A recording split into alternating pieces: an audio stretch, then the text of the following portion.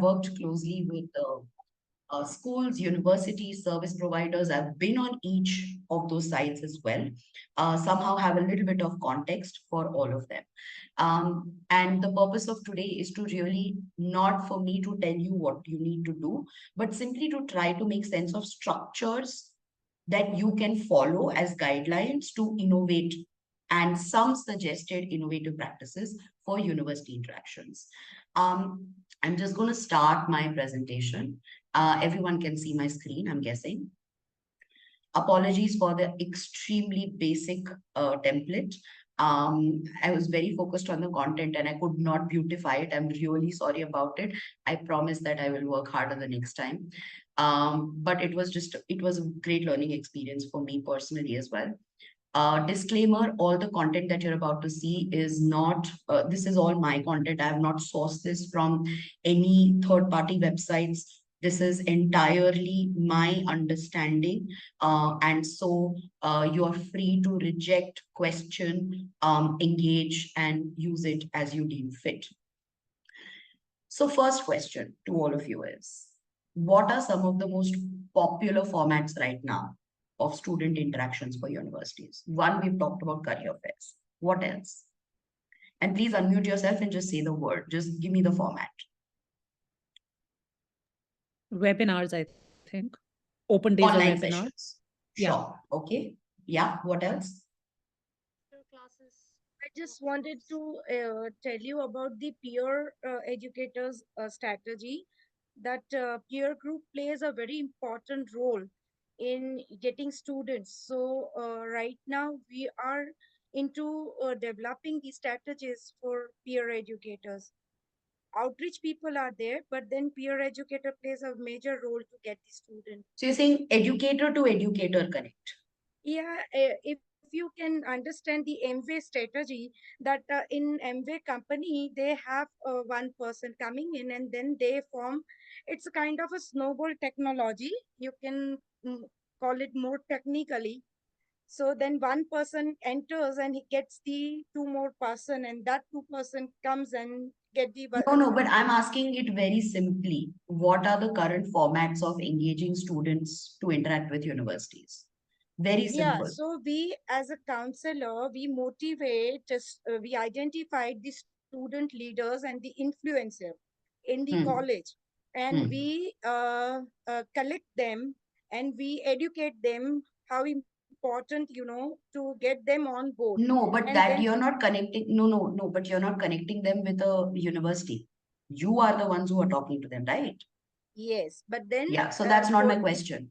That's not my question. That's not my question. My question is simply about university and student interactions.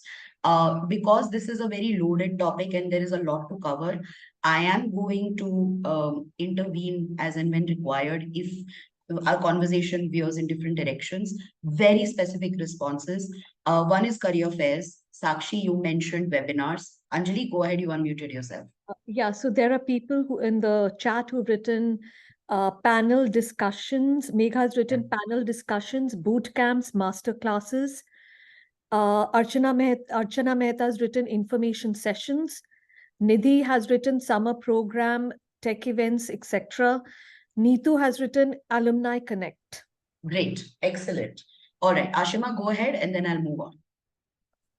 So country-specific conversations can also be very, very helpful, not just by one particular university, but inviting a set of universities from a particular domain, a country, and then talking about it in general, in terms of everything, popular programs, nearby places, popular destinations, all of those. And also living on campus, off campus, Yes. life skill, everything covers up, Right. basically. Absolutely. Great. So here are some of the formats that, when you look at this matrix, and I was Googling this because the first instinct is to see, is there something like this out there? There really isn't a matrix right now. And I've tried to draw up a matrix of the purpose. This is the university perspective, by the way. There is a counselor perspective as well. That's the next slide. So from a university perspective, what is the purpose of university interactions with students? And what are the very common forms of interactions with students? with or without the school in the picture. So when you see awareness of the brand, thought leadership of the brand, lead generation. And I don't know if you hate the word, but this is a word. This is something that we speak about. Lead generation, quality, but lead generation, quantity. And these are two very different things for universities. And they both coexist. And the strategies for both can be drastically different. Student engagement. When a student lead is already in the funnel of the university, what are the strategies to keep engaging that student? It's not enough to meet them at one event and they're going to apply. That's not what happened. Conversion. After they're in your funnel, how do they actually go on to make the application? Yield. Yield is basically how do you ensure that the students who've applied and have an offer of admission actually enroll in the university. And that's called yield. It's a North American, it's very popular in North American universities, but now we see a lot of Indian universities use that word as well. Counselor engagement, because counselors are the greatest influencers from a student perspective for college applications, and parent engagement. If you look at the x-axis and the y-axis, we are talking about the purposes and we are talking about the formats. I'm not going to get into each one of these, but I'm going to give you a minute to look at this matrix and tell me what stands out to you. What doesn't make sense to you in terms of impact? So when you say high, moderate, low, this is basically the impact of these formats on that purpose for a university. Say, for example, the impact of career fairs on awareness for a university is moderate. You can debate it. The impact of student workshops on awareness, brand awareness, is high. The impact of B2C student fairs on awareness is high. Does anybody want to tell me why in my brain career fairs have lesser impact than B2C student fairs on brand awareness? Can we rationalize this?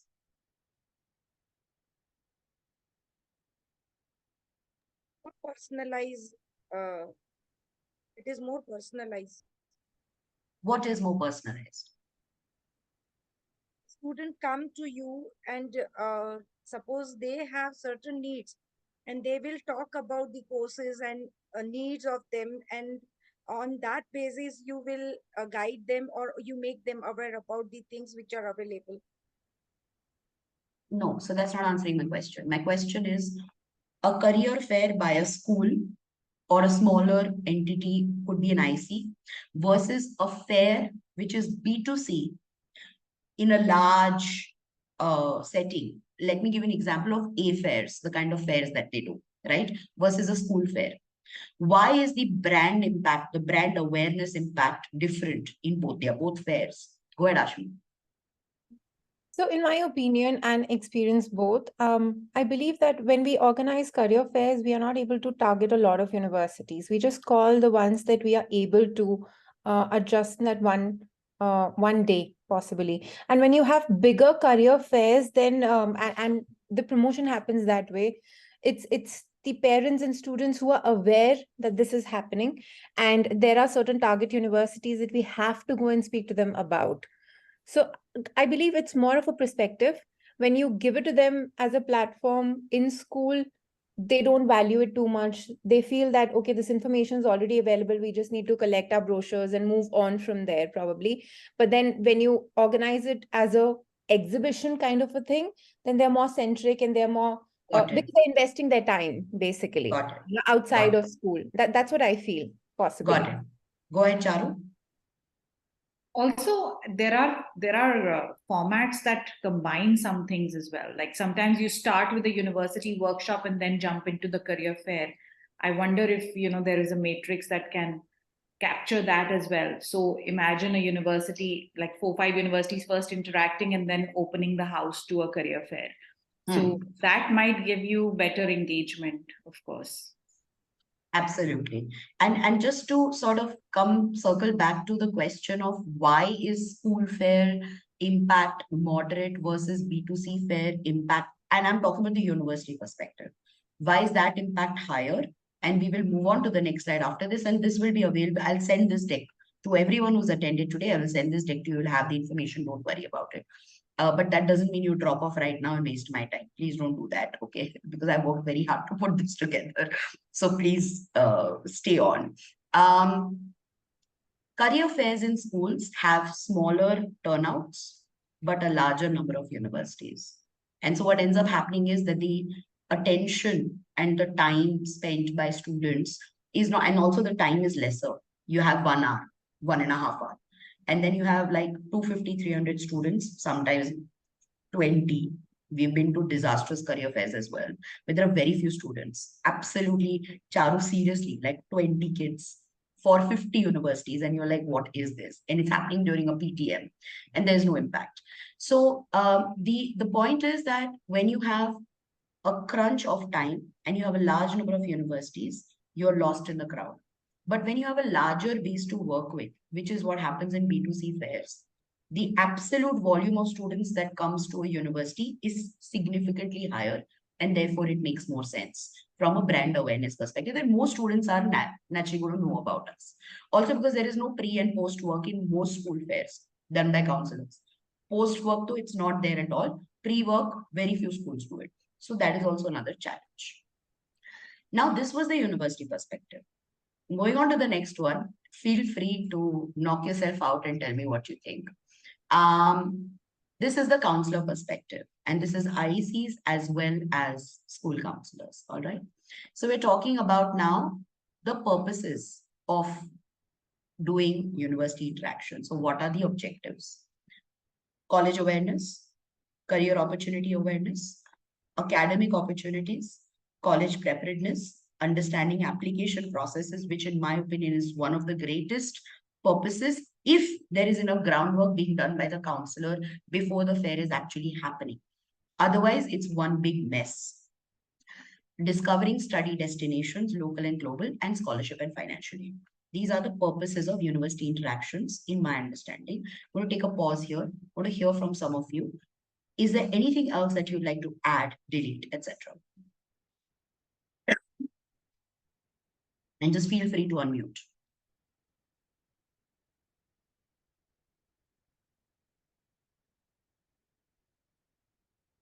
Saving on processing fees. Okay. To all the counselors in the house, do these objectives or purposes that have been stated make sense to you? And is there anything that you think is missing? The reason I'm asking is, this is actually, okay, so my bad, full context. This is actually going to go on to become some kind of a white paper document because there is none right now. So this is very important and we will continue to seek your inputs. But this is important. So if you think this is good to go, that's great. I'm going to assume that's everyone thinks this is. It's also a showcase.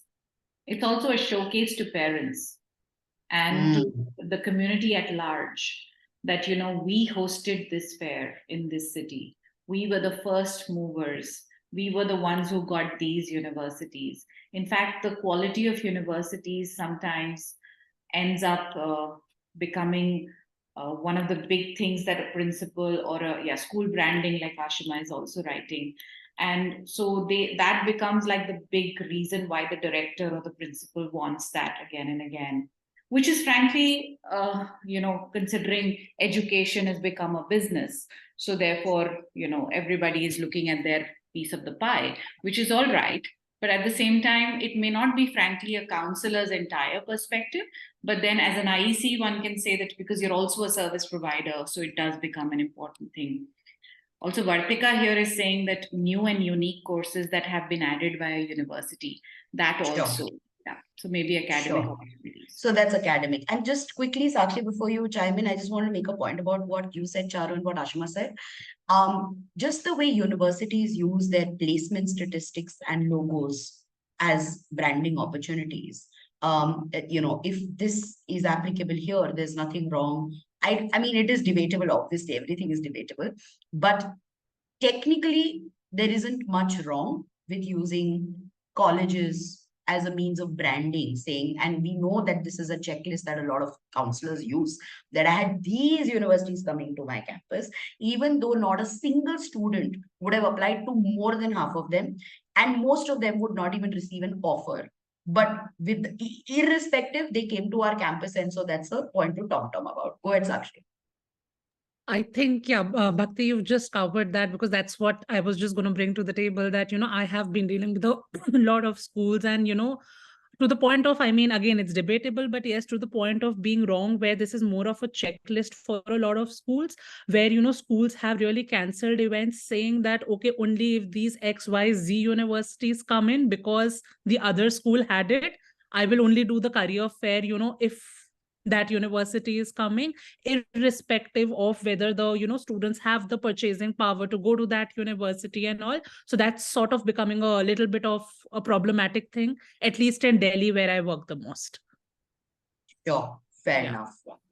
All right. So now that we understand the purposes and the formats and the matrix to some extent, and this is for your consumption, for the consumption, this 1.5 hour is not going to change your life. It's just going to put you in a direction where you can think a little bit more if any of this is useful for you. The next point I wanted to try to make is, now let's look at the impact of the stakeholder and the format. So we've talked about purposes, we've talked about the formats. Now let's look at the stakeholder and the formats. The student is the core stakeholder. There is no doubt about it. But at the same time, all of these formats can and do lend themselves to other stakeholders as well, who invariably have an impact on student decision making. So when it comes to students, parents, counselors, school leaders, and school teachers, and I think one of the most undermined stakeholder in this entire universe is the teacher. This is my view, because we are focusing on the counselor, we are focusing on the student, we are focusing on even the school leaders, but we nearly do not have enough avenues of interaction with either parents or with teachers. And teachers spend way more time than with students than any of us put together. In any given year, if you calculate the number of hours that a student spends in a classroom with his teachers and the impact they have versus the impact all of us put together have, there's no comparison. But there is a gap there, and this is where formats of innovation in professional development, contributions from universities makes a big role, makes a big difference. I know several universities who started doing it, but it is yet to be consistent, uniform, and the adoption at this point is relatively low because of faculty unavailability and inconsistency in quality for professional development. Also, Sorry, Bhakti, Go Swagat is ahead. mentioning that although I am a service provider, my question is that why don't universities intervene more with summer programs and workshops that also give weight towards admissions? So I'm so with you on this, and please feel free to share your views. I'm so with you on this, Swagat, and that's one of the innovation solutions that I have mentioned in my subsequent slides, that pre-college, forget summer. Summer is a subset. I think the big problem is we are thinking of everything as summer. Everything is not summer. Summer is just one format. It's pre-college. Anything where a university interacts with a K-12 student. And I'm not even just talking about 10, 11, 12. I'm talking about grades 6 to 12. I interact with middle school as well. Anything that they do to add value to the ecosystem of the school, whether, and it's primarily focused on the student, pre-college is focused on the student. That is the greatest form of brand building, pipeline creation in extremely basic terms. If I were to say brand building, pipeline creation, and relationships with schools, because they know that you are investing in them. So I agree with you, and we'll talk about it more. All right. Also, Now, Asma has written that so it is a responsibility of the school counselor to include teachers while interacting with universities and including them in university workshops and session. And I think, This is- Go ahead, Anjali. yeah, I think in a way, when, as you were talking about being prepared, preparing the students for a session, I would say that yes, talking to teachers, and also when they get the students for a session or for the career fair, talking to the teachers and telling them also to be a part would also be helpful, and teachers would interact. Yes. But I have, in my limited experience, never seen teachers being consciously invited to attend, not chaperone, attend with a purpose. I have seen teachers in university interactions, and whether it's fairs or workshops, to chaperone. And honestly, I've seen, because they are not truly integrated with the purpose, they actually serve as a distraction sometimes in the whole scheme of things. So they are not truly being integrated into why they are there. They're just like, madam, leke aao, class ko leke jao, bachcho ko chup karao, tell them to keep quiet now. That's why teachers are being brought in. So I'm yet to see that one school. And I would love to see that one school where teachers are actually being integrated in these interactions. So I think that's actually a key takeaway right there. Ashima and Anjali, thank you for raising that point. That's a great takeaway for me as well, to add to when I'm talking to a counselor, that I would love it if some of your subject teachers are actually there. That would be great. All right. Now, moving on to the next one, which is core challenges. So any innovation is disruption, usually, and it is not a one-time fix. These are some of the challenges that we are currently facing with our current formats of interaction. The number one being there is no depth. Students are meeting 50 universities in a span of 1 hour. And we do not have the retention ability to remember who we've met. If I ask you how many people you met in a conference that you went to, you will not be able to remember everyone. These are 15, 14-year-olds. And most importantly, they don't even take notes when they're meeting universities. So they're literally going to the university table, carrying a brochure, walking away, and actually asking, what is the name of your university? I have faced that too. All right. So literally, so we'll talk about that in the second segment, but there is a huge lack of depth in student interactions. It's very superficial. There is a 30-second window to 1 or 2 minute window, and university reps are extremely conscious because there's so much crowd. There's a constant sense of urgency that, oh, if I talk too much to the student, there are 5 others and they will go. So they quickly try to wrap up, and they don't do justice to that interaction. Insufficient need and data analysis. I have spoken to numerous directors and managers and assistant managers and senior managers and assistant directors in university outreach. I've also spoken to numerous counselors, and the lack of data analysis is mind-boggling. Nobody is understanding, and all of us, we are all in that boat. We are not looking at past data of interactions. We're not looking at outcomes. We are not having a slice and dice metrics of anything. We're just blindly going because there's a free career fair. We think because it's free, we will land up there. But we don't understand that we're spending our day, our man hours. We're traveling there. We're spending on accommodation. And if you look at the ROI of a lot of these, and yes, we can debate it that the ROI is greater, it's bigger. I'm sorry. In my view, it needs to be stronger. The effort needs to be stronger from all parties, all of us. Lack of innovation, of course, that's what we are talking about. High volume of events. This year, without batting an eyelid, I can tell you, has seen the largest number of school career fairs in the history of our space. History. And to the extent where we've seen impact on health of outreach professionals, on counselors. It's unbelievable, the number and the volume, but the impact is low because everyone is split. And a lot of universities are not making the right decisions on which schools to prioritize because they don't have enough data to go by. And a lot of schools are not making right decisions on who to invite without chasing the number in the room that there should be 60 universities. Significant increase in the number of universities as well. If you see the sheer number of universities that have come to India and the number of new Indian universities now, the number is higher than ever before because now India is the destination. China has taken a hit. India is the number one destination. We are the number one feeder in international universities. So everyone's looking this way. Lack of collaboration. We've spoken about it on the group multiple times. There is a serious lack of collaboration between schools, counselors, and universities to make all of this more sustainable and impactful. Low outcomes. I can tell you, if you map, and I would encourage universities here and anyone who can do this, map the data.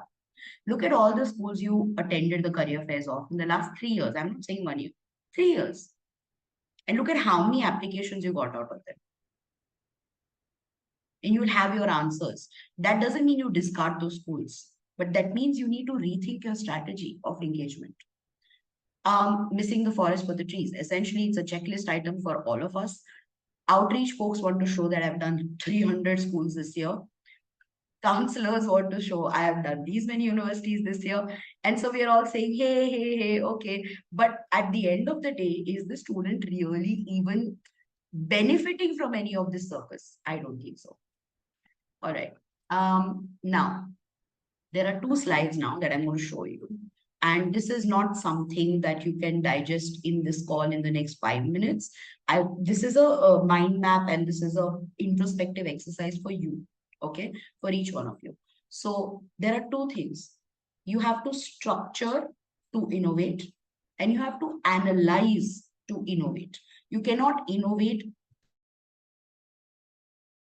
blindly.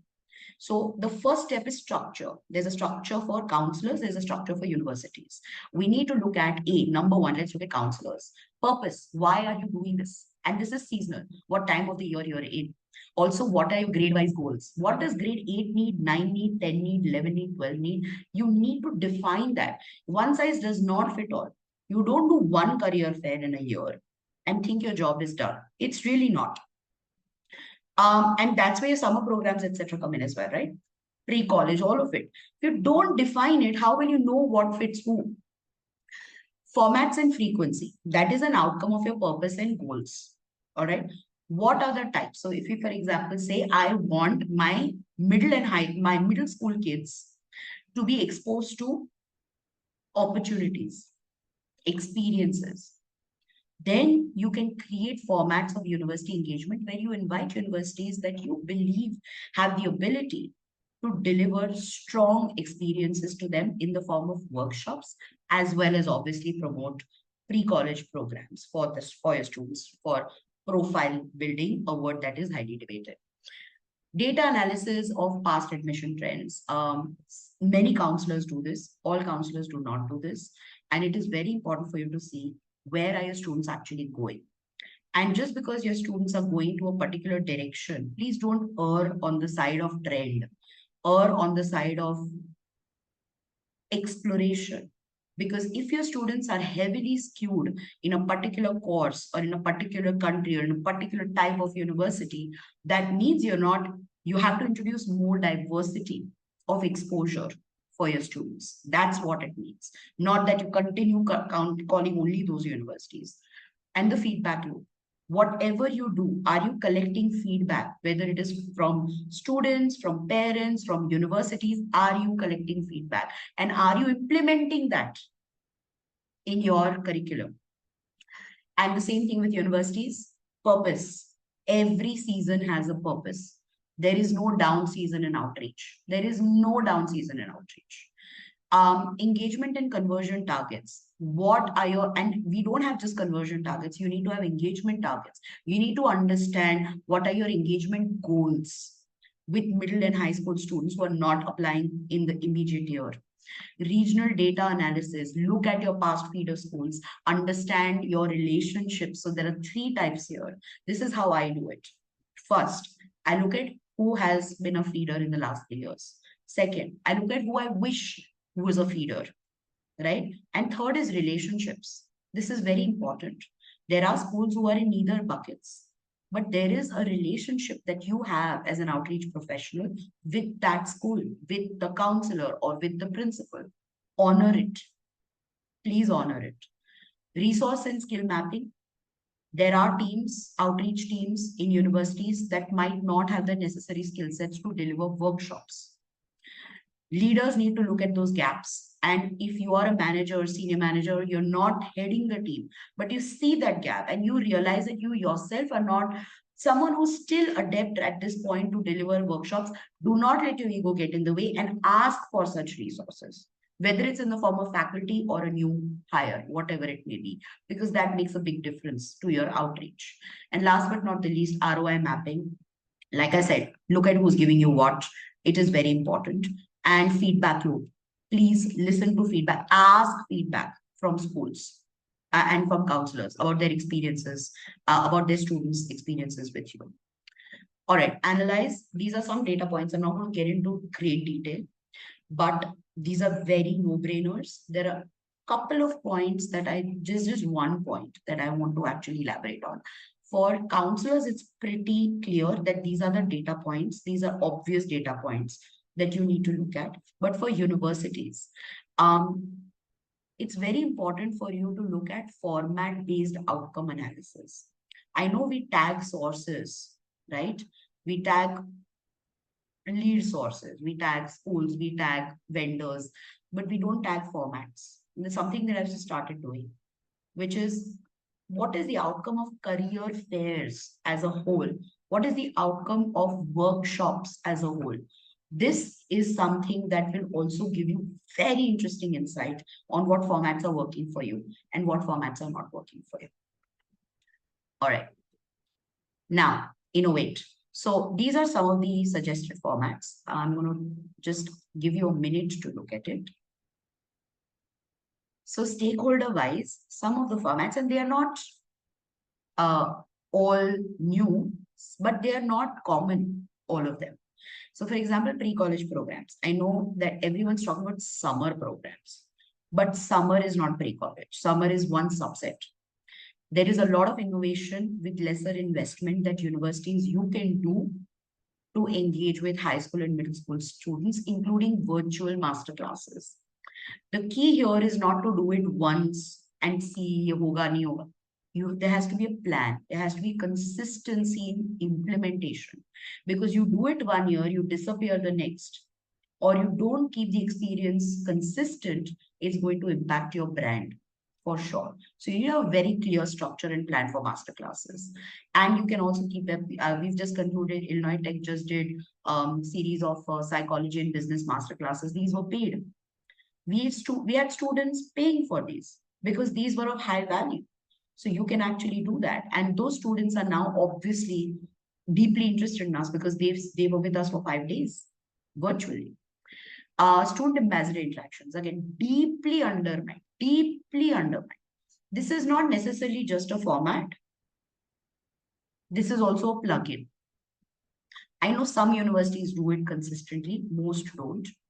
Whenever you have open houses, whenever you have virtual interactions, if you're able to, if you're an Indian university, there's a good chance that you'll be able to pull in current students into those interactions. It works like magic. And then when you are an international university, your virtual sessions should have some ambassador presence. Because when a student hears from another student, it beats everyone. It beats all our voices. Of course, this is again very undermined. Biannual counselor and teacher orientations. Let me tell you, we assume that people know things about us as a university. They know us as a university mostly, but they don't know the details. They don't know your updates. They don't know what's new. And so one of my suggestions is calendarize orientations, biannual, quarterly, however you want to do it, but do not undermine the impact of bringing 25 counselors online for you to do a quick update of here's what's new with our university. And there are two parts to it. When the when your application season is about to begin, and when your intake is about to begin, when your year is about to begin. So you can do it in 2 parts in gaps of 6 months. It really makes a difference. Parents are deeply undermined. This is a very sort of debatable conversation and topic. A lot of schools that I've heard, and I'm going to take a pause here. I want to understand from the school counselors and even the ICs in the house.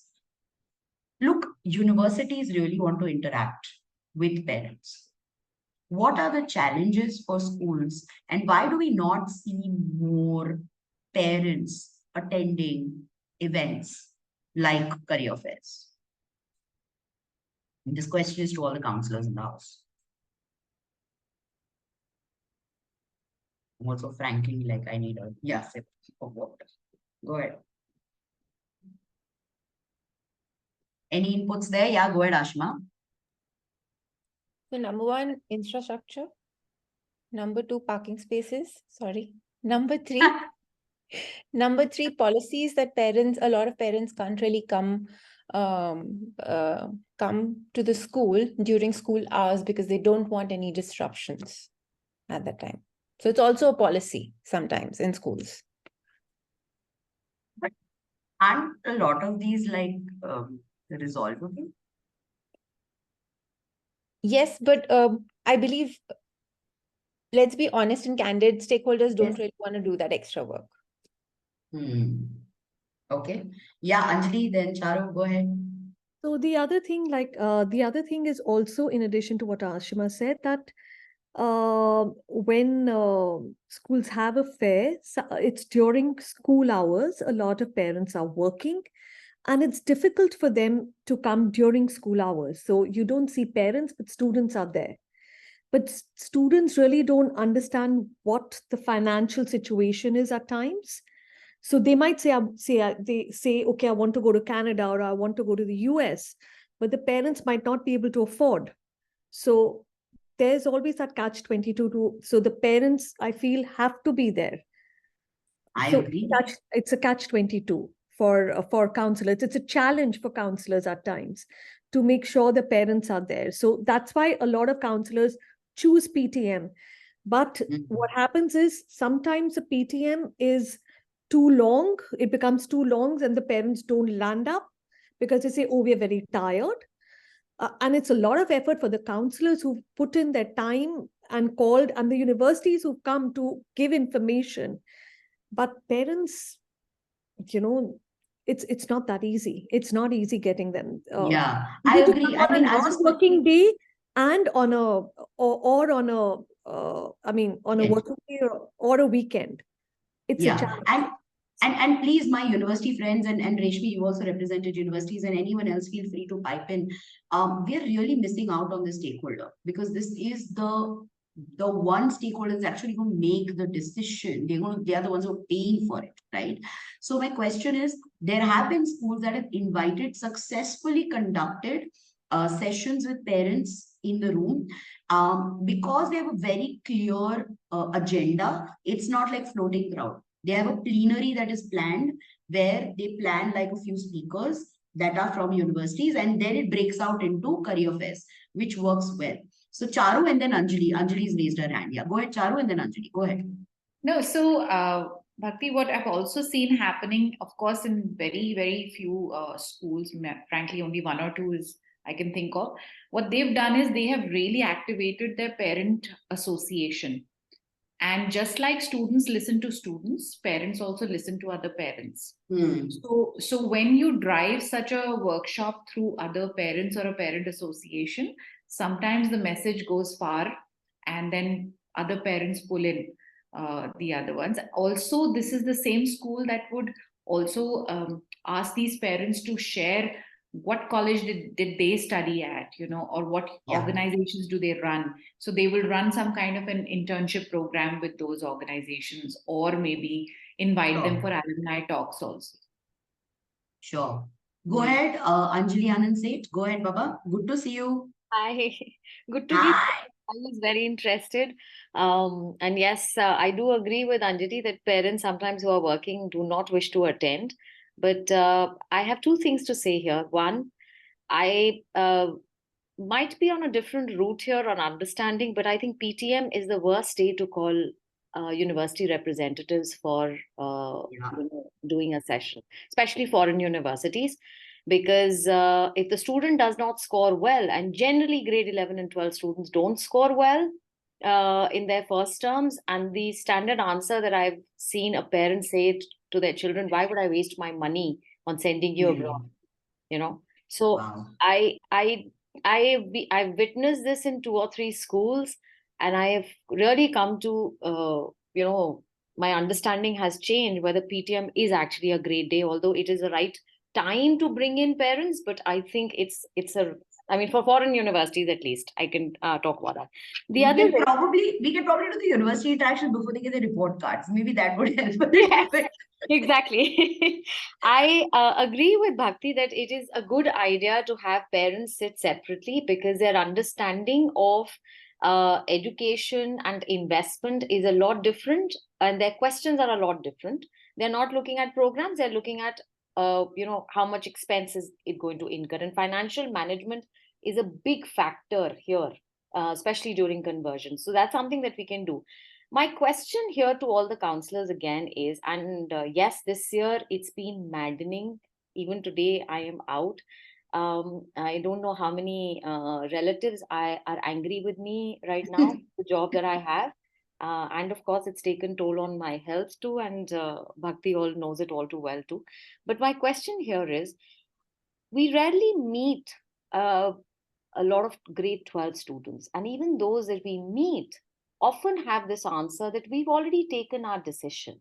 So, who are we targeting? Grade 11 for the next year or grade 12? Because everybody is hosting their fairs in the month of August when applications open. So, ideally, I would like to meet grade 12 students. But the ones that we're meeting are grade 10 and grade 11 who are looking into, and I don't mind meeting them. But again, we talk about ROI from the perspective of university representatives, because I do also have to go back to my university and justify the cost I'm incurring in my travel here. So when schools have these events, what is their vision in terms of who the target audience is going to be? Is it going to be grade 11? Then I might as well be prepared that way. Yeah. I completely agree with what Anjali said. This is a university perspective that when we do spend our time, our money, our energy at the cost of a lot of other things to attend a fair, we are very excited. But when we land up there, we often see grade 8. I've seen fairs where there's grade 7 to 10. And we are not even told that that's what's going to be the demographic. The challenge, there's a twofold challenge. One is communication. It's not clear, right? And second is, then when do we talk to the relevant target audience for this intake? Because that's what matters to us as well. Yes, So, and one last point on a funny note, please do not have too many fairs on one day. I am losing my counselor friends because they're getting angry that I chose another school over theirs. So it's tough, when you have 3 fairs in the same city and you have to choose which one to go to. So yeah, that was on a lighter note. absolutely. Yeah, go ahead, Ashma, and then Anjali, go ahead. So Anjali, very good point actually, but I'll tell you something that as a school counselor or as any other counselor, these stakeholders, who is the principal of the school or the management or the SLT, they are well aware that they're doing these kind of sessions just to create awareness, number one. So creating awareness usually happens for grade 10th and 11th. As per them, as per the students and as per the parents also. Because by the time they come in grade 12, they are almost ready with which set of universities do they want to apply to. So you'll only find grade 12 students who are interested in applying to your particular university per se. If you want to have interactions, one-on-one interactions, I think it's best that you probably speak to the counselor and say, see, I am visiting your city.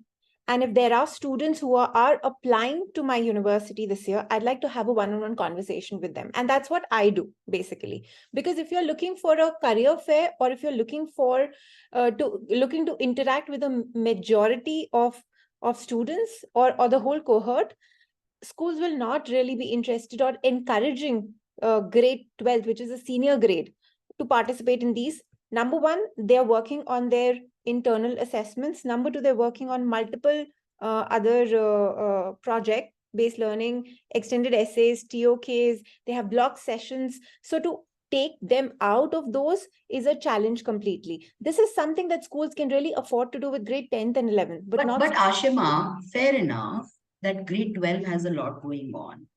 But then there's also this assumption, which is absolutely incorrect, that schools think that they've done such a stellar job of guidance that the grade 12 kids know exactly where to go and what to do, which is not true.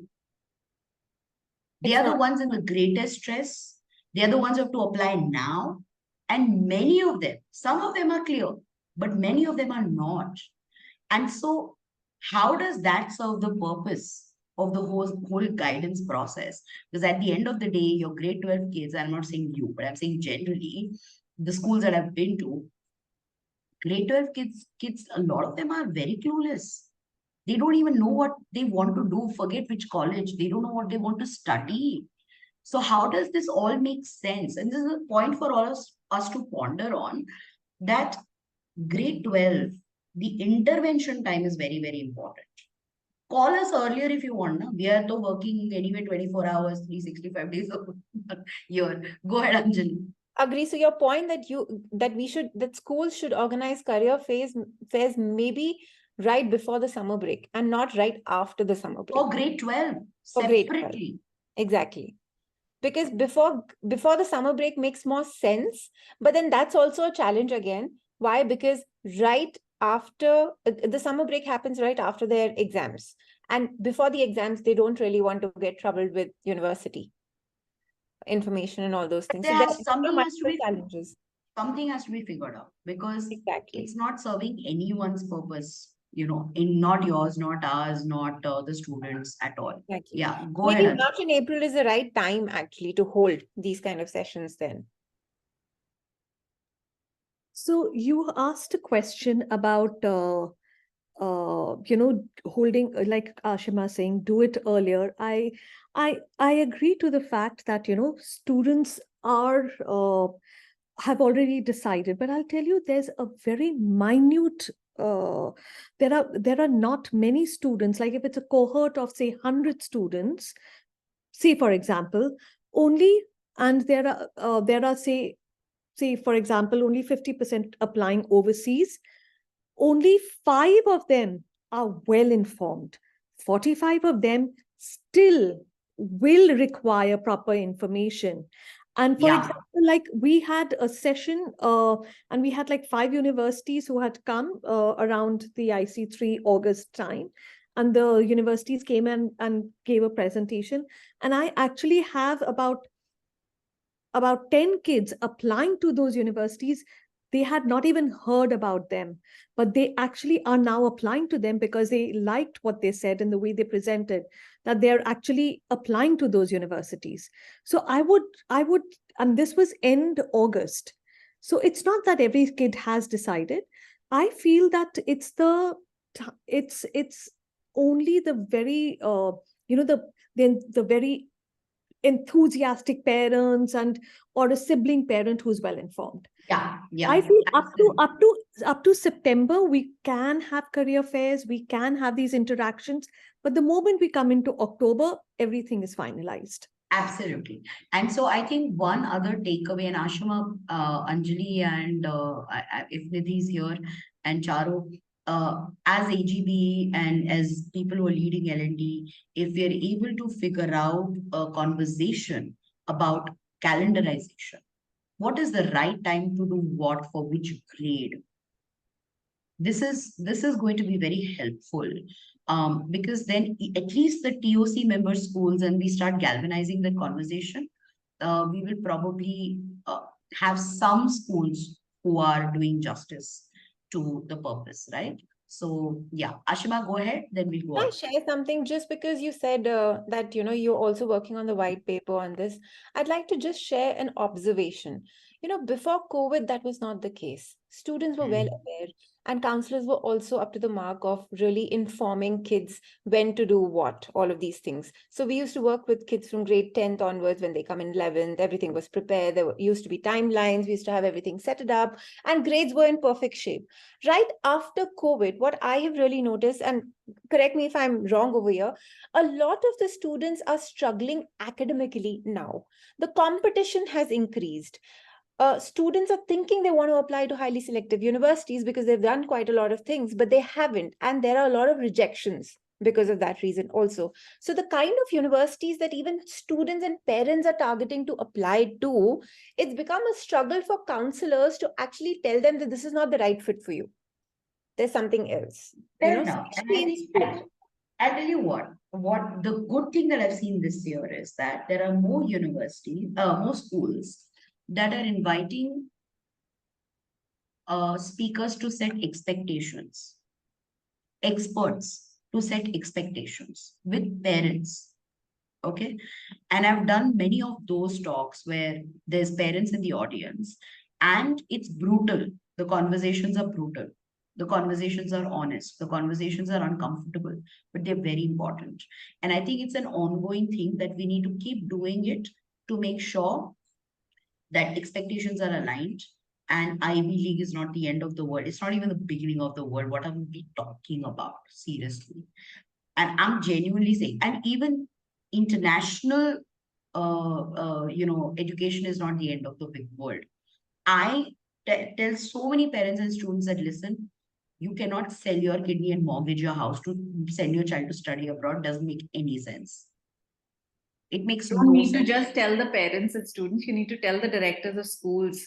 We're saying Ivy League college leke aiye. That's a panel discussion that we should have. Yes, or we should. bring in, and we will actually look at websites of schools that have highlighted their Ivy League admissions and invite them. And I really want to hear from them what their justification is for driving FOMO, for driving that level of stress, and for contributing to this level of unrealistic expectations from a 14-year-old. Go I ahead, would Anjali. also like to read out what Puneet has written. Can university not propose to schools a structured UCPTM, which is University and Counselor Parent Teacher Meeting? Interesting. Can Yeah. look into it. If you have a round table, okay, this is very interesting. Sorry, just give me an idea. With the right data analysis, if schools were to identify the colleges they want to invite, wish list and feeders and all of that, right? And there is a roundtable conversation with the parent teacher association, which then translates into, because I don't think enough universities are even talking to PTAs. No. And PTAs are very powerful. We are not talking to PTAs. So PTAs are powerful. Bring us into the room, and you don't have to do the dirty work. We will, because we know what we have to say to them. They can't hold you for it. But that's a fact that it's very important for them to hear from a third party like a university or a industry. But But sometimes anyway, universities don't do that, Bhakti. Maybe you are doing it, but a lot of universities do come in and say, is my profile fit to apply to your university? And then the standard answer is that go for it. Yes, it is. Even when they know that the grades are not there, they still end up yeah, encouraging them. that is true, Ashima. But you have to, and Sandeep has raised his hand. And Sandeep, please, I want to see your face. I haven't seen you forever. I'm so sorry. It's just that I'm still traveling. I just It's came from Jaipur. fine. That's the life. Go for it. And believe me, I've been traveling since 12th of October. And went to Sydney, came to Bangalore, then Ahmedabad, and today I'm in Jaipur. Finally, I'm going to see my mom. I'm so happy about it. I mean, the reason I raised my hand was what Anjali just mentioned is something that I've presented to the university when we went to the Sydney this time. So I had told them that we need to give a structured awareness things, at least to schools. And as I was saying before, this is something that I'm personally trying to work on as to how, as universities, we can help counselors to probably organize organize interaction with the students. So for an example, a very rough thing that I was suggesting is we can have a pre-orientation day. Generally, orientation days happen with 11th and 12th graders. That is where we can welcome the experts from the US, Australia, UK. Once the students and parents are aware what each destination has to offer, then rather than having a big career fair, we can have destination-wise career fairs, wherein then the parents and students get to specifically understand if this is something like, for an example, if I want to become a doctor, what is it like if I do it in UK, or what is it like if I have to do it in Australia? And then they can compare, and then we can have a university ROI thing wherein we can have admission days as well. So this is something that I suggested to the university. Probably it would work for countries like Australia, India, and New Zealand because you can apply directly. I'm not sure if it would be fruitful for UK and US because of UCAS and Common App applications. Not just that, it's also because we Yeah. don't collaborate. That is the major challenge. From Australia, we are not just able to Yes, work together. Australia is massive collaboration. You guys are so collaborative. New Zealand is collaborative.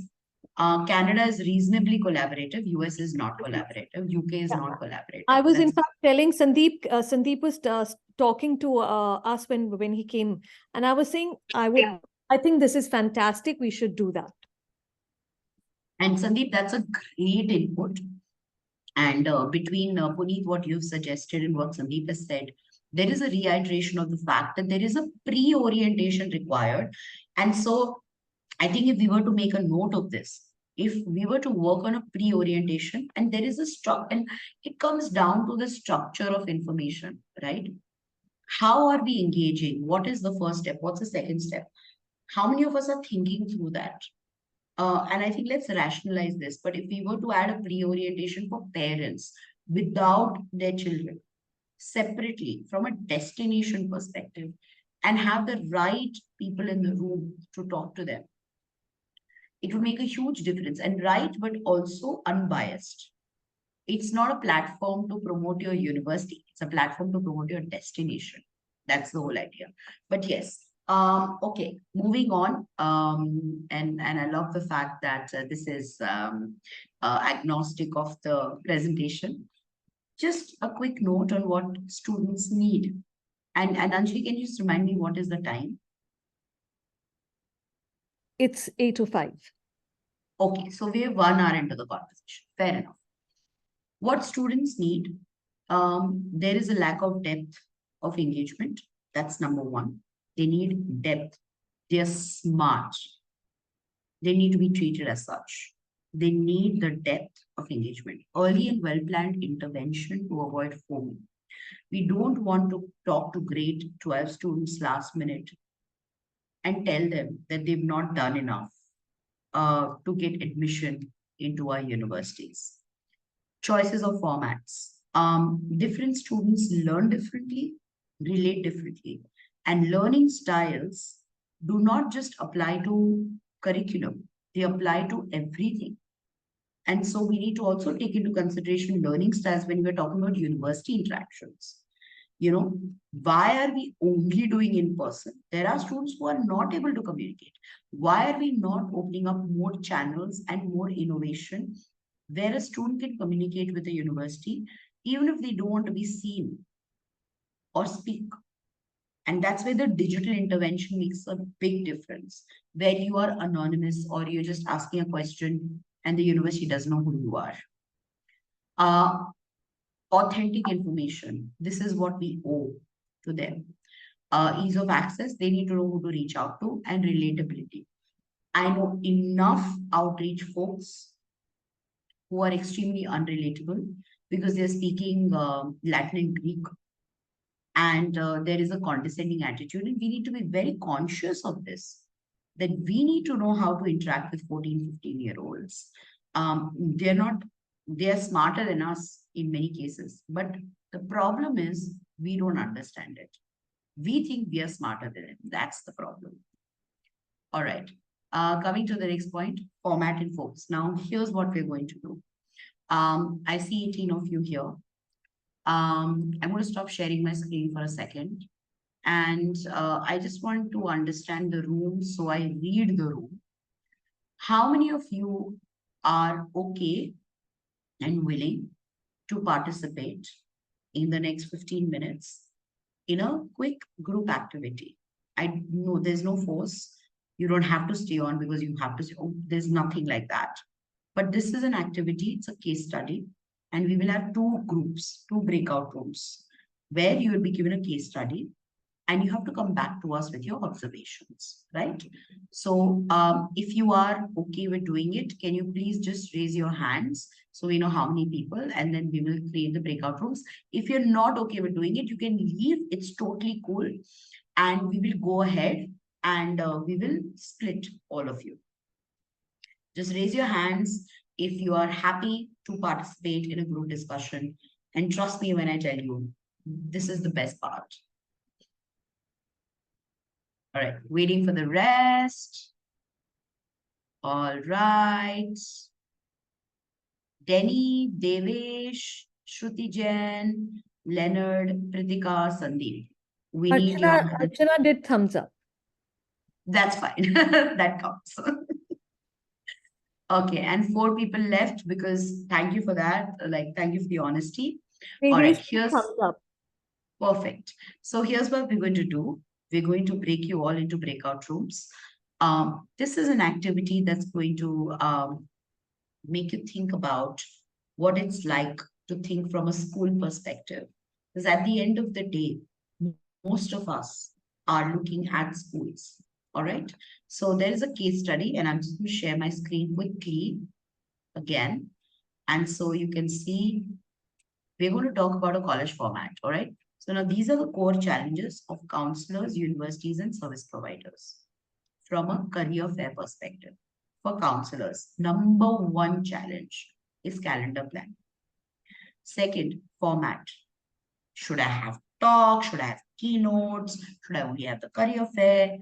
There's a lot of confusion there. Choice of countries, right? So what country should I invite? Should I be exploratory? Should I be, adventurous about it? Finalizing university list. Which universities to invite? Basically, time management. A lot of university delegates turn up late for these events, and I know that. And last but not the least, adhering to school policies, which is academic time and data collection.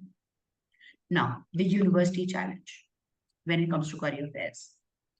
Selecting which fair to go to and who to send is our biggest challenge. Financially and environmentally sustainable because we travel so much. Is it worth it? Schools exercising selectivity. Some universities are rejected. They are not allowed. We have faced rejections and we are shocked, right? We're like, seriously? So what's your parameter? Like, we don't get it. The number of universities in a fair, if you're in a crowd of 100 universities and there are only 100 students or 150 students, the ratio proportion makes no sense. The supply demand makes no sense to us. Student involvement and awareness. Students very often do not know what to do in a fair. They are very confused, disoriented. They'll come to the table, take a brochure, and leave. That's not okay. Last but not the least, we don't know how to measure the effectiveness. Because often we are like, oh, there's a long-term strategy. Oh, there's a short-term. But what is long-term? What is short-term? This is stuff that we need to figure out internally. Last but not the least, for service providers, lack of flexibility with date and time. So basically availability, unique value. There's so many people doing fairs now that a lot of service providers don't know how to stand out. What should be the ideal size of the consortium? And if there are changes in the counselor or the leadership, which happens often, especially with counselors, like university outreach, then you have to form a relationship all over again. And a lot of vendor driven career fairs are based on relationships, not necessarily on quality in our industry. Student attendance is a problem and they are held for it. Pricing is an issue and student interest and feedback to university is an issue. So this is your case study. I'm going to start the breakout room. Okay. I would encourage all of you to take a screenshot of this so you know what the case study is. please take a screenshot. I'm going to read it out when you do that. You're a school located in a metro. You need to plan college fair, into bracket S, to accommodate country and post diversity. Now, points to note. You have a capacity to accommodate 40 universities in a single fair. Your student strength is 250 across grades 11 and 12 and 300 across grades 9 and 10. Your parent turnout has been historically low. Prepare a college fair proposal that you will present to your management, which includes the following. So, top two takeaways. What's your objective? What are your top two objectives of conducting this college fair for your students? Second, how many fair or interactions do you propose?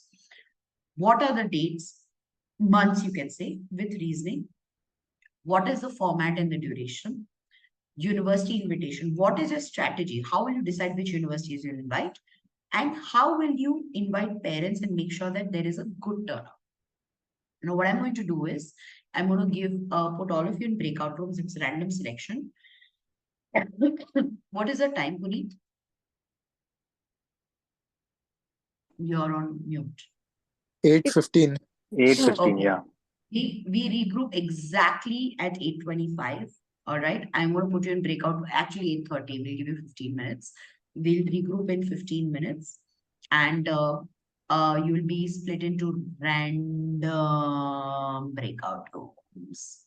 I'm just looking for breakout. Yeah, there we go.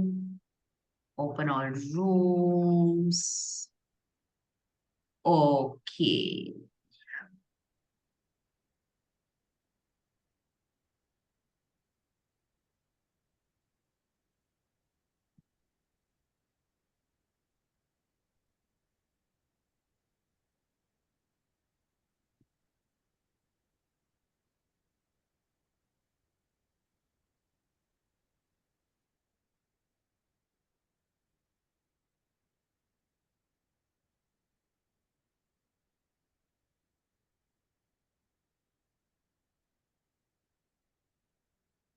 All right.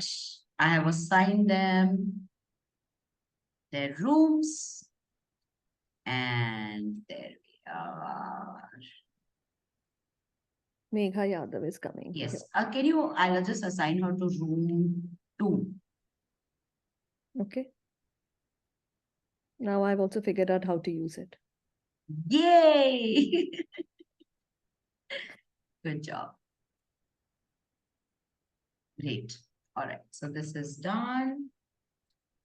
And we can skip 2 different rooms. And Anji, just keep a track. 8:25 pe, just let me know. Okay, I'll let you know. So I will go to room 2. You go to room 1. Yes, done. Sure. I have to join there, right? Yes. Okay. Good job.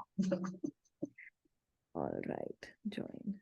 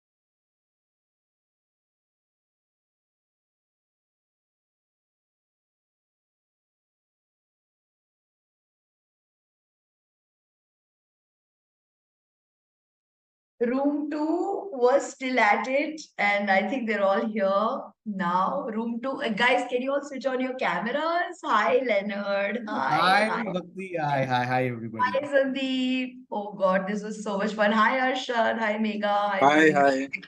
hi. Hi. Hello. Hi, Hi, Niti. Denny. Yeah, hi. So many of you participating in this while you're on the go. Completely relate and really cherish your your willingness to learn. Okay. My interest in breakout rooms is always how does the group work together? How do they plan? How do they prioritize? Who takes the lead? Who's putting an end to longer conversations? And so it's a very interesting social observation for me, and I think for a lot of us. And these experiences teach us a lot. How do you make decisions quickly, but in a structured manner? And who takes the lead? And how do you hear the rest of the people in the room? So it was, I hope it was a learning experience as well for everyone. Before we get on, and okay, you know what? First, let's go to the group presentations, and then whoever is interested in sharing their learnings about this stress experience is welcome to share it. That's how students feel before a deadline. Let's remember that. Okay. All right. So group one, let's go for it. And then group two, go for it. Actually, you know what? Let's turn it around. Group two, go for it. Then group one, go for it. Go ahead, group two.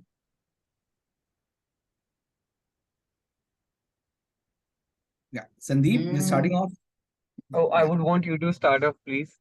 I Yeah. am. I am basically looking for those chat Uh, details actually. okay. So Pritika, I'll yeah, go start ahead. with Yes, please. the first takeaway from the career fair is selection of specific programs like the courses, and then finalizing the destination as per the courses offered. And and then the second question is proposed number of fairs and interaction. There should be like 2 to 3 minimum interactions or the fairs like throughout the one academic year. And then tentative dates are May, August, or January. Yeah, Sandeep, will you take it from here?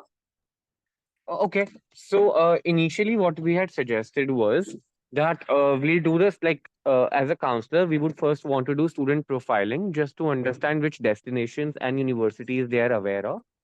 So in the first set of pair or a event that as a school counselor that we do, we would propose that first we would like to welcome the universities which students are aware of. Then we would want to focus on the destination. That would be a second fair, or maybe awareness like panel discussion come a student fair wherein we can talk about the destinations which are still unexplored within that specific school, which can be Australia, Europe, maybe certain parts of Africa even.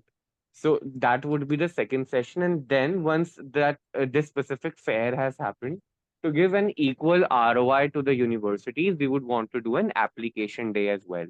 The timings could be the first session we could do around April and May.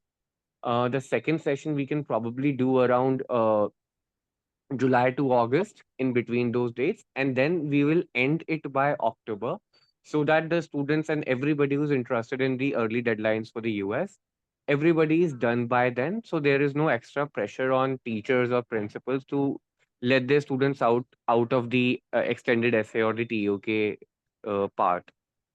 I hope that is where we like that is what we discussed and we are on the right line. Yeah. Yes, Yes. absolutely.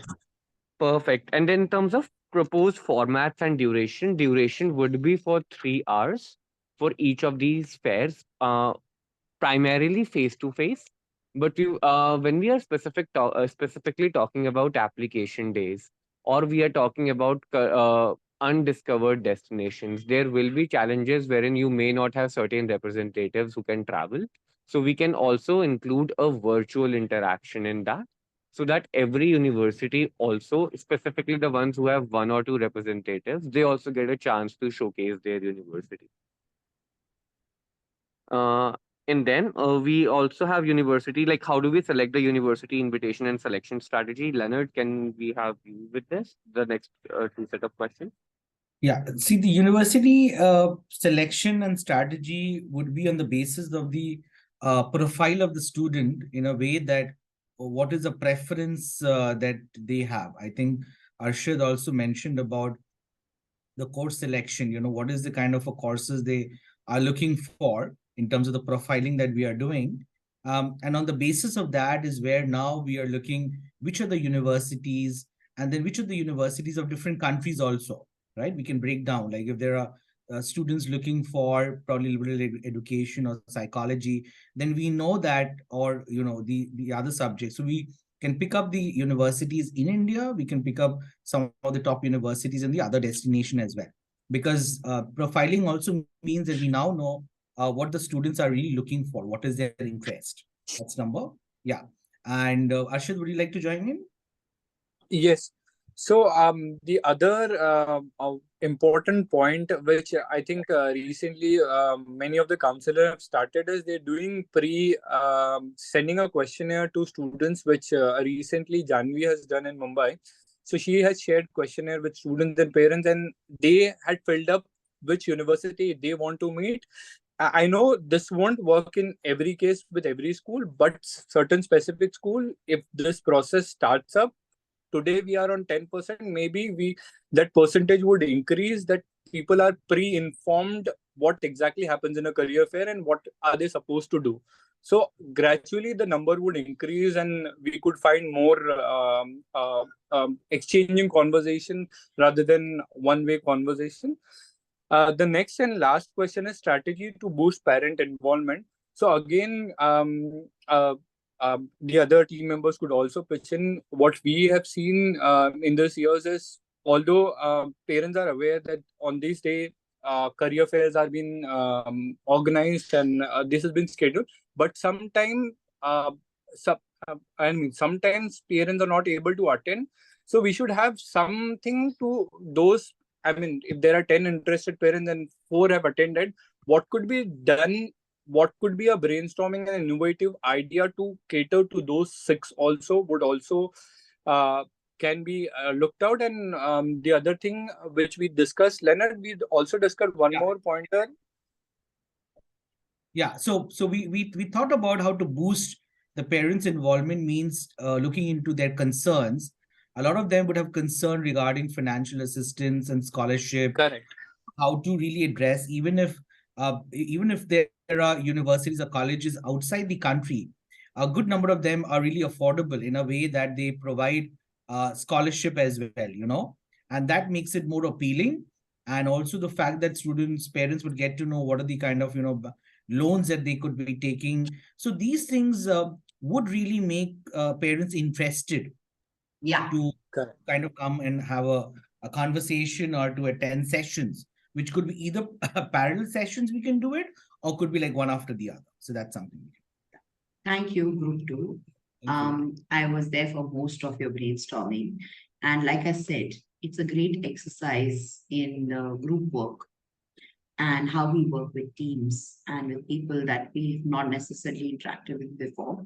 It's also about context because each one of you represents a different sort of a university, a different sort of a country. And it's very interesting how your decisions on, especially the timing of the interactions, are influenced by that, and that's fair enough. From a very professional growth perspective, my suggestion to all of you would be to also have a context of global admission timelines. It always helps for you to know this. You never know what country you're going to work for next, right? Yeah, let's go on to group 1. And group 1, you have 2 minutes. Go for it. Hi, good evening. So we are a school from Tier 1 city, and we are a ICSE school, and we have divided the whole fair keeping in mind Asia, Europe, US, Canada, Australia, and New Zealand in mind. So maybe 8 universities from India, Asia being that, and two separately or 4 separately from each other continent that we have decided, which making it to a total of 40. I would now leave it to Archana and Neetu to speak on the specific points. Archana? Yeah. So, hi, I'm Archana, and yeah, I'm the school counselor, so I can relate to these things, few of these things very well, because we had a recent career fair, and yes, so when we talk about the proposed number of fairs and interactions, the school's calendars actually don't allow us to have more than one career fairs. In fact, me as a counselor, I was very much into just having a one career fair, I mean, which is not very productive, and having a cluster of universities which makes the sessions more productive. So at least two or three works very well. And I saw, and when I brought this two or three universities in small numbers in my school, I found there was a change. Students were more interactive with them, and students started looking upon the programs as well, which they never thought that they would go into those universities. So that is one thing. Again, yeah, so when we talk about the proposed formats and durations, so it could be divided into slots. If we are like, this year what we did is like we had invited grade 10 to 12 students, and we had given a slots to them. We had shared the university profile in advance. We had a small orientation with students, which helped them to understand that, okay, what programs and which universities they would be really interested. So the information was shared priorly to them. That helped somehow. And yes, so like I'll be very frank. For my school, the culture of counseling was not. I mean, it was the students were not very much into this earlier. So I've been part of the school JML since 2 years now, almost 2 years. So I'm trying to just build, and I'm seeing a change. Since last year, I could see that there's a change. Students have started interacting. Students have opened up a little bit.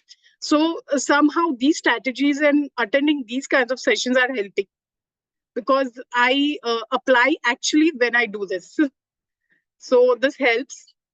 Again, yes, with like university invitations, like letting them know in advance, like what is the amount of number of students, what they would be attending the career fair, that helps, from because it doesn't, I mean, for me, it's like, the fair has to be productive. So somehow, I would like to know from everyone, all of you, from all of us here, that, bringing parents, strategy to boost parents' involvement, yes, sharing a university profile, what are the new programs, we keep on, giving them the information, sharing them very privately on WhatsApps as well, wherein they are very interactive on those. But I still find that, sometimes I bring in a university and parents' involvement is like, very low. And I feel very disappointed, because somehow we feel, okay, as a counselor, as a school, I feel, okay, I mean, it doesn't look good. Yeah. Yeah. So I feel something we need to work on this.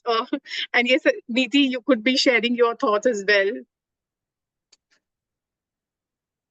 Yeah, so I'll continue to add on the proposed format and duration. So it could be a one-day career fair where, it could start at 9 a.m. in the morning. 9 to 10, we could start with a nice, after all the candle lighting and formal happenings, we could go straight to a panel discussion where few renowned universities could talk about their program. So there would be two panel discussion during the day, first 9 to 10 p.m. a.m. And then we could actually come with some innovative highlighter video where, we could showcase all kind of universities which are participating in this career fair.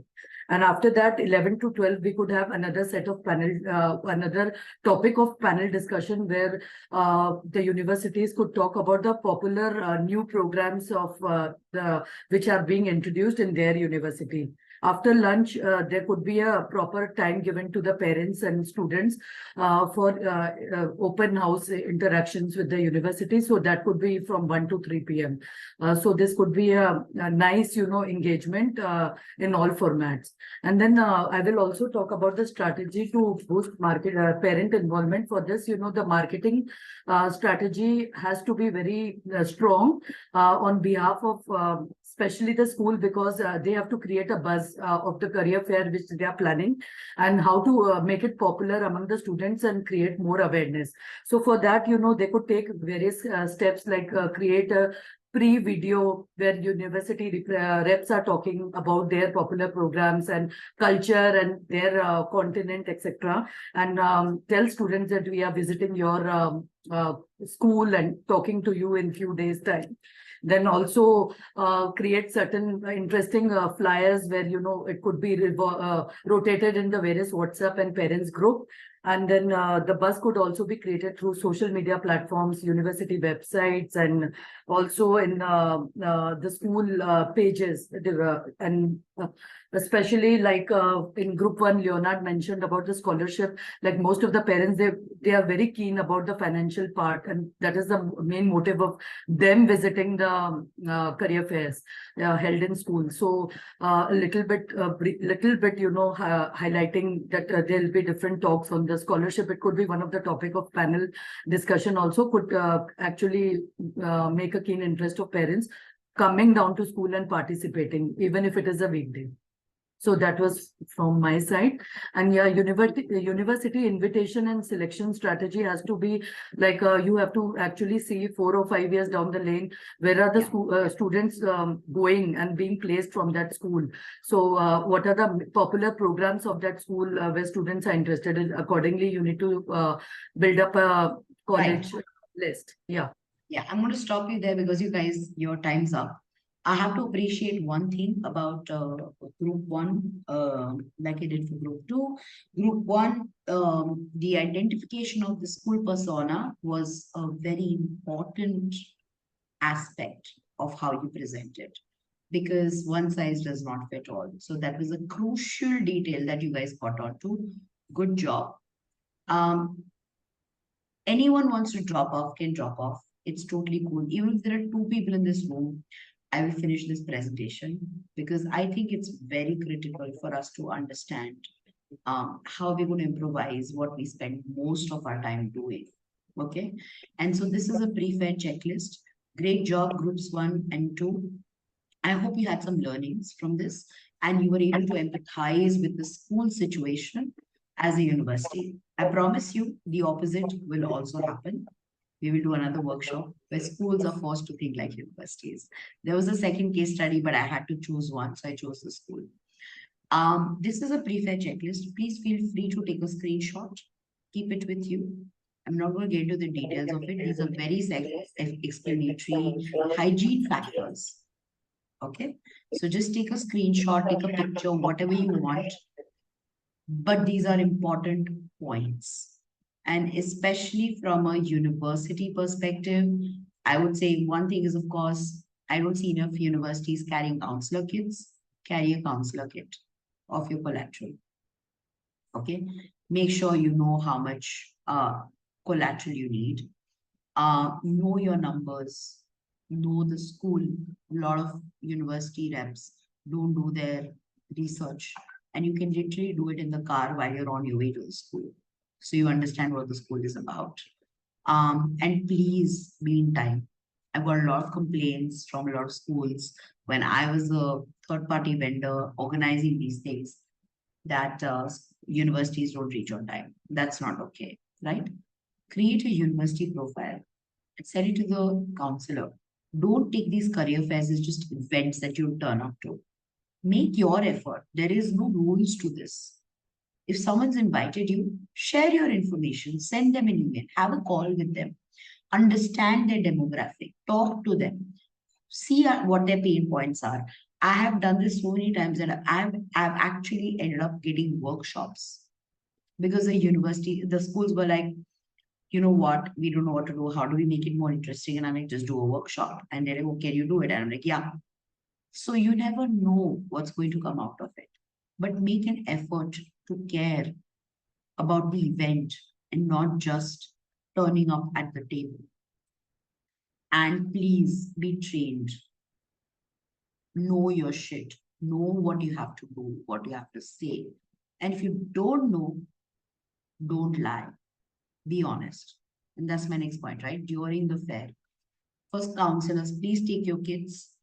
Be there. I know a lot of counselors who don't attend their own fairs. They're just nowhere to be seen when the fair is happening. That's not cool. Make sure that whatever your data collection policy is, whether it's an IC or a school counselor, that the universities know about it well in advance so that they can decide whether they want to do this or not. And make refreshments available. We are usually running from school to school. We are taking early morning flights. We are tired. Please feed us, whatever it may be, right? Please do. Give us refreshments. You don't have to be lunch. If it's lunch, we will love you for the rest of our lives. But if it's even just refreshments, sandwiches, water, juice, anything. I mean, we're not medical representatives. We represent universities that your students study in. And all of us need to respect that. We are not medical representatives. For students, please make sure that they prioritize the interactions with preferred universities, but also keep their mind open to new ones. So they're not rigid. Also, please tell them, and this is for all the counselors, when you're interacting with the university, have courtesy. Introduce yourself. Say I'm XYZ from grade whatever, whatever. This is basic. Do not ask us the name of the university, read it. It's so rude. I've had students do it. And it's not okay. I mean, I have blacklisted schools that I'll never visit again as a result of terrible student interactions, and it's not my problem. I don't care. But you cannot treat my team or us like this. We are not medical representatives. So it's your responsibility to train your students, right? Like it's ours to be trained ourselves. Tell them to take notes. How will they retain everything they're hearing and learning? How? I mean, if you guys are not taking notes in this meeting because you're relying on the fact that this presentation will come to you is another matter. But when you go to a conference, when you're meeting people, when you're talking to them, this is my practice. I take notes. Please take notes. Don't pick up brochures unnecessarily. Universities spend a lot of money on brochures. It's not cool for kids to pick them up and throw them in the trash. It's unsustainable. It's not environmentally friendly. And then schools do not have the right to preach us about SDGs. It's not cool. Last but not the least, for universities, be honest. Please don't fact. If you don't know answers to questions about careers, academics, majors, minors, it's fine. Just say, I'll get back to you. Please don't lie to the student. Don't make up answers that can ruin a student's life. Please remember that, your advice. Avoid giving career and life advice. I know enough university representatives who launch into that. That's not our place. We cannot give career advice. We are not counselors. Okay? And we are not life coaches. Steer clear. There's liability waiting for you. You never know. Please be very cautious. This is something I've seen in US universities, not in Indian universities. But I would encourage everyone to be very cautious about what you say to a student. Please don't take photographs of students without consent, and definitely do not post them without consent. They are minors. Don't do that on social media. And please give your feedback to the counselor. It's critical that the counselors know our experiences. All right. And after the fair, please take a screenshot. I'm not going to get into the details of it, but this is actually one of the most critical slides. Feedback from the student, from the parent, if the parents attended. The feedback loop back to the university, right? Tell us what worked, what didn't work, right? Make recommendations. A lot of schools and counselors don't allow us to collect data, but also don't connect us to students. And that doesn't work. After the fair, during your feedback form, in your feedback form, ask them which universities they want to be connected to. And connect those students to us with consent. Trust me when I tell you, if you say one student, we will give our heart and soul to counsel that one student. Because that's all we care about. But do it. Close the loop. With students, I'm not going to give you the feedback. With universities, follow up. Ask them what next can be done. Put your mind to it. And say, okay, this is what I observed. This is what the counselor said. This is what the student said. There's a gap here. This is how my university can fill that gap. Whether it's through academic master classes, through workshops, whatever it is. But track outcomes. Make sure you know which school is giving you what over a period of time. As a practice in any university you go to, ask for data in that university and say, tell me which are your feeder schools, which schools are giving you results, who is feeding you applications, who's feeding you enrollments. That should determine your priority. All right. And last but not least, in the last slide, sometimes efficiency is innovation. It's not out of the box thinking. If you just make your processes more efficient, you will change your world. Just plan and be efficient, be mindful. And I'm so proud of all of you for staying to the end. It's crazy. All of you are still here with me. 10 whole of you, 9 actually, excluding me. I hope this was useful to you guys. And there's so much more. This is just the beginning. I'm here. We are all here. If you need any help, anything with your planning, your strategy, your approach, please reach out. That's what we are here for. Okay. And I'm going to stop sharing my screen and I'm going to see all of your faces. Thank you, Bhakti. Thank you so much. Danny. Yeah. Switch on your camera. Thank you. Thank you for attending the session. Hey, you reached one place, Sandeep. I've just reached home, so I was like, my mom was like, you really need to change and have food. Okay, how many of you are attending the Jindal retreat? Hands up. Abhi, I'm not sure. Abhi, Sydney, probably the faculties are coming, so really not sure. Abhi, Mira is. Bhakti, Trust it's me. 9 o'clock. Yes, I know. I know. I have a meeting in 15 minutes. But thank you all. And it was phenomenal. And you guys are amazing. Keep learning, keep growing. And you need anything, please tell us. I hope this was helpful. And see you all very, very soon. Thank you so much, Bhakti. Thank you so much, Bhakti. It was Thank you wonderful. so much Bye. for the session. Thank you. Thank you so much. Thank you, Finally, Anjali. Bye. Good night. Good.